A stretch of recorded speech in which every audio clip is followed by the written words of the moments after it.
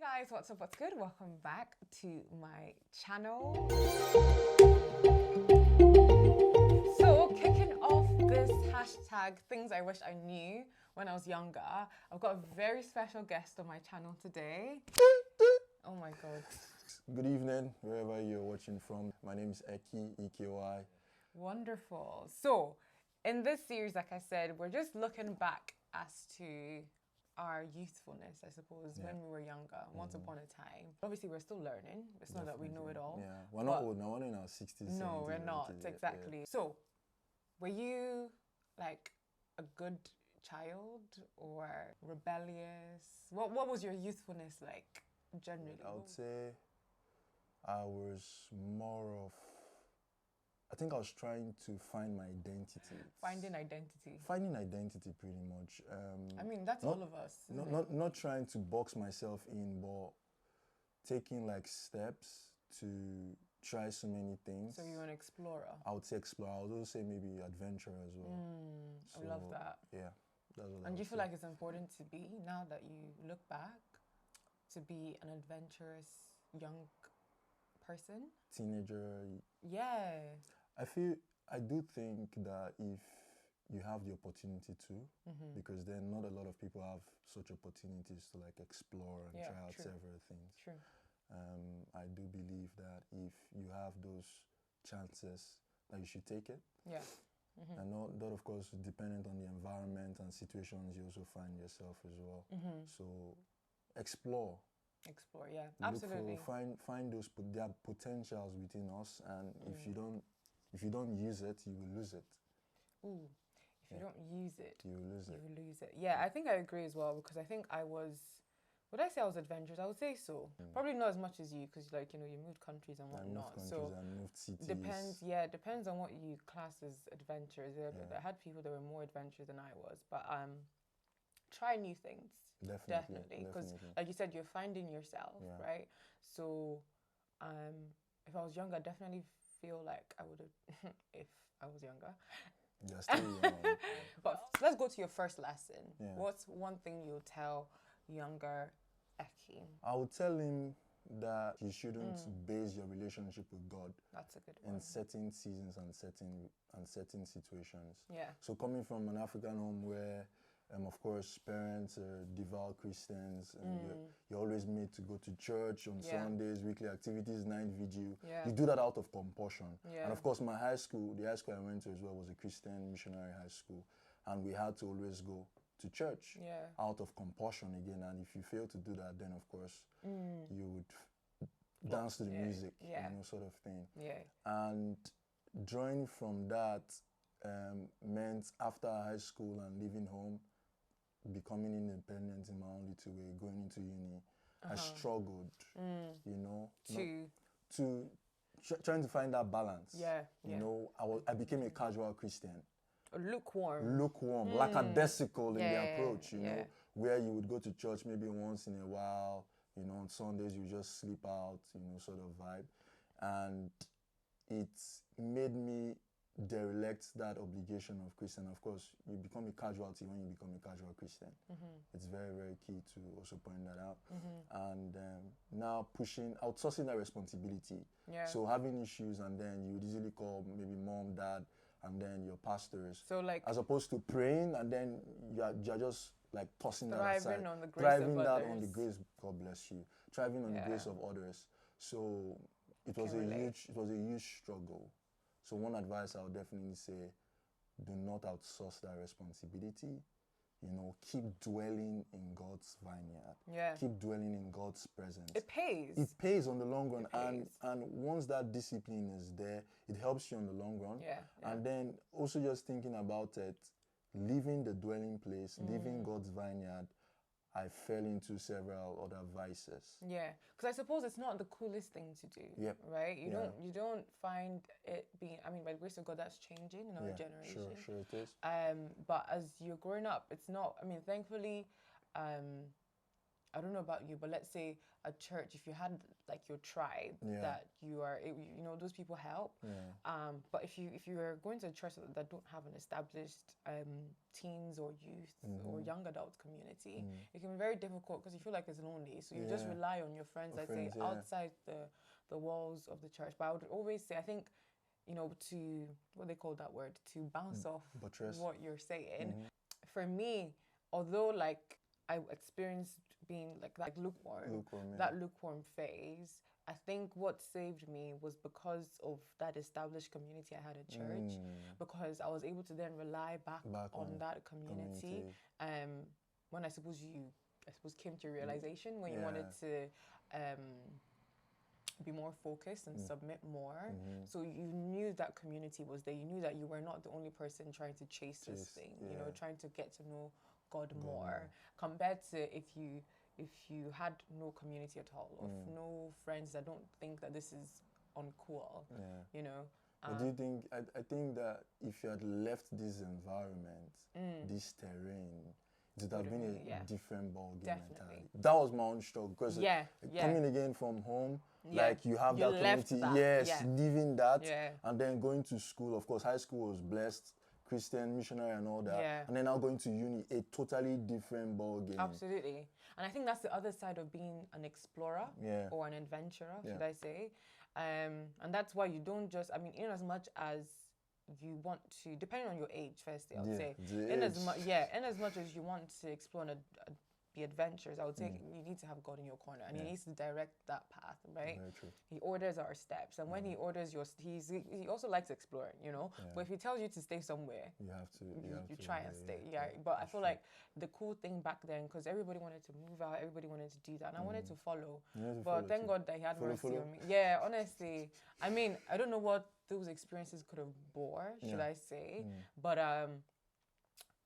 still being young, as we say, I feel like that foundation has now helped me, that if I then step out of that community completely, it has helped me build a very strong foundation compared to if I left when my foundation was a bit shaky, which is probably what you went through. Because you were trying to just find... I just find just that balance, basically, and it was a struggle. And somebody I know very well always points this out as well, one of the scriptures in the Bible, seeking God first and every other thing else will be added on. I feel, and it's righteousness, because I feel like that's the part that we miss a lot as well. You know, so for me, I started trying to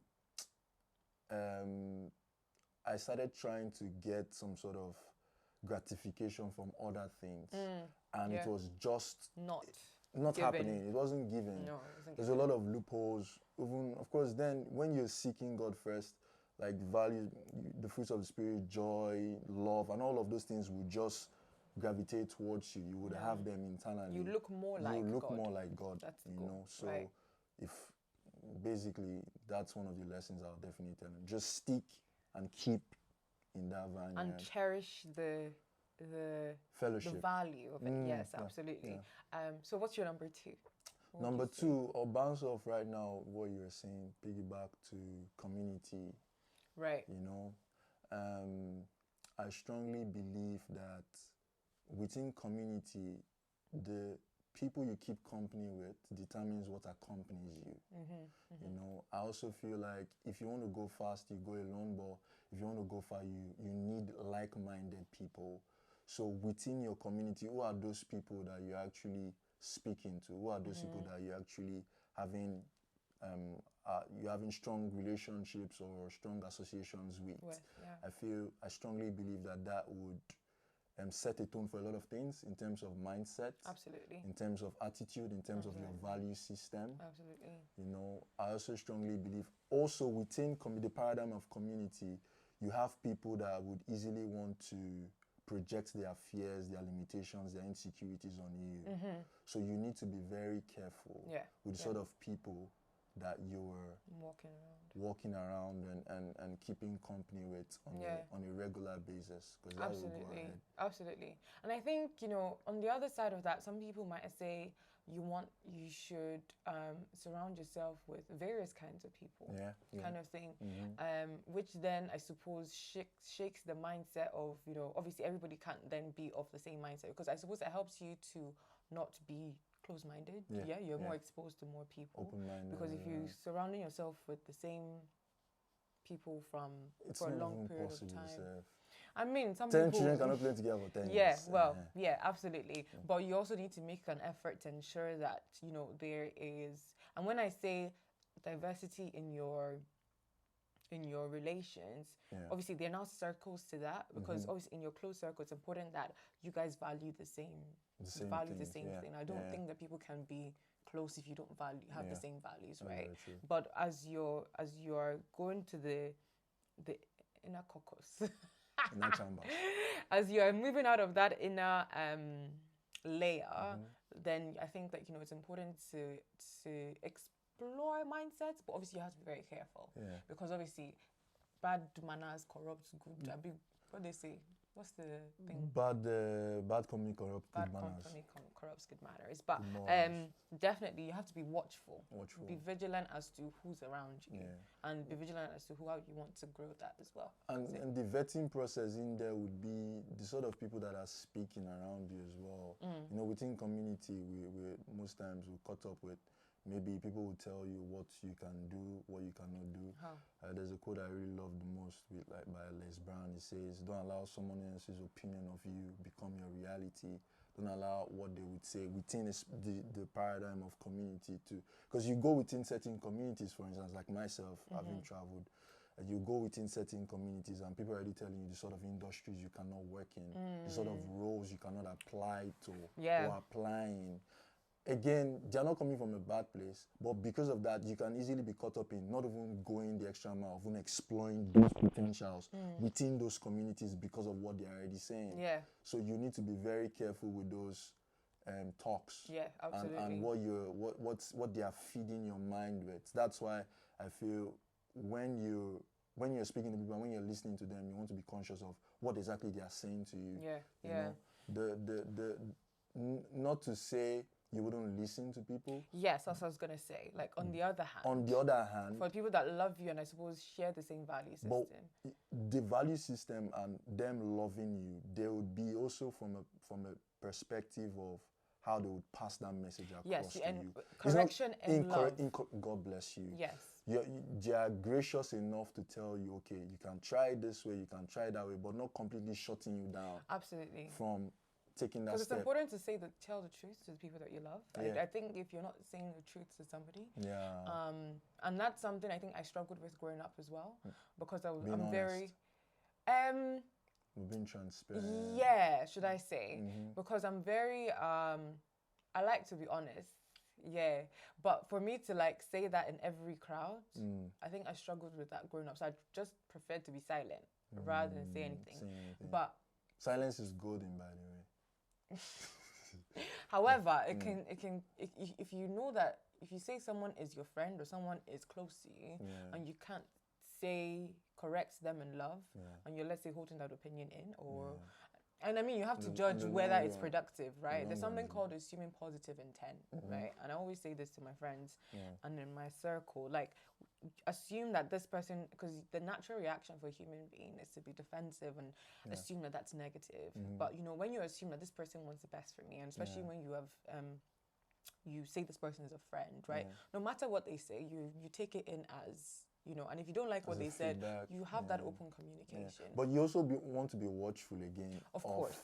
How often they're going about these feedbacks. My pastor says, Papa Chris, because people can easily just project that they will be quick to criticize you for every step you take. If they will jump on you, as opposed to the celebration, those small wins. Somebody can easily, within communities, you have people that are quickly calling you out for your shortcomings and your weakness. Which we all have. But how are you passing that message across? I would rather someone... How frequently, yes. I would rather someone that would celebrate me, even in the smallest of win.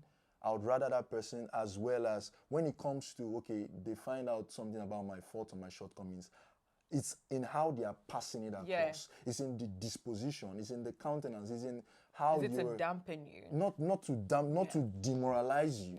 You know, there are certain feedbacks that you get. You start, if you're not careful, you start questioning yourself. You know, and that's not cool. No. So community, I feel, just being watchful of the people I have around community. So you'll be more careful. I'll be more careful. You know, in terms of the associations keeping, in terms of like the friendships that you want to build upon that as well. And just because people would always talk regardless. Absolutely. You know, people would always talk. Yeah. And finally, the last one, I have so many, but I would say I wish I knew trials and tribulations are part of life. Yeah, I wish I knew. Because growing up, again, our parents would always shroud us from those noise. Yes, you don't see that. You know, you don't really see much of the battles of life. As my dad would say, life is a warfare, not a fun fair. But now, going into becoming like an independent adult and stuff, you start witnessing those tribulations, those challenges, and they start coming in. You know, and they can come in such a way where you're confused sometimes. But again, we serve a God that is loving. So and sometimes you question God. And then you because you sometimes you don't even have answers to these trials. And I also like what Martin Luther King said one time, where he said that the ultimate measure of a man is not where he stands in time of pleasure and comfort, but where he stands in time of challenges. The Bible says, Bible literally says, if you fail in a day of adversity, your strength is small. And it also says, count it all joy. I think it's only now we're realizing. It's not easy, neither is it cute.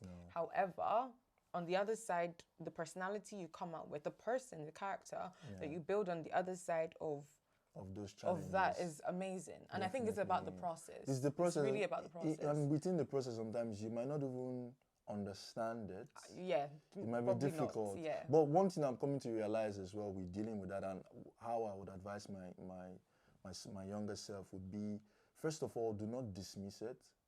Acknowledge that you're going through it. Speak to people about it. Do not try to release all of that pain or all of those hurt in that time by doing like certain things. You know, try to seek and keep refuge in God. Absolutely. You know? And also another thing I've also come to realize too is sometimes I like a quote that a man said one time, that some of this in life will go through a series of God's ordained tests that will be brilliantly disguised like trials. So it might just be a test. And as you know as well, taste of your faith as well. And as we know that weeping may endure for just a moment. A season. It's a season. It's always going to end. A phase. The sun will always end. Joy will come in the morning. Definitely. Absolutely. So you just have to, but you don't know that then, right? The truth is there's going to be an end. And like you said earlier, when I referenced questioning God, you don't want to then get on the other side and then look back or doing things that let's say out of pain or an emotion, and then look back and be like, I wish I didn't do that then, because it's now come to an end, you know. But it's a case of sustaining yourself through. But it's not easy, and that's why you need God. Going back to your first point, and really dwelling in Him would allow you to go through all of that. And also sometimes you can take a step back as well. I think. Because you don't allow that situation or that condition to define you in terms of seeing it as a conclusion. Whatever you're going through, you would definitely go through it, you know. So it's just the mindset of the trials and tribulations are not here to stay. You know, so keep faith alive and keep trusting in God. Thank you so much. Thank you very much. God bless you. Thank you for your amazing point. I hope you guys enjoyed this video. If you did, please give this video a like, thumbs up, subscribe. Dammy days, all day, all week, all year, all month. Subscribe. But yes, thank you so much for watching, and I'll see you guys in my next video. Bye-bye.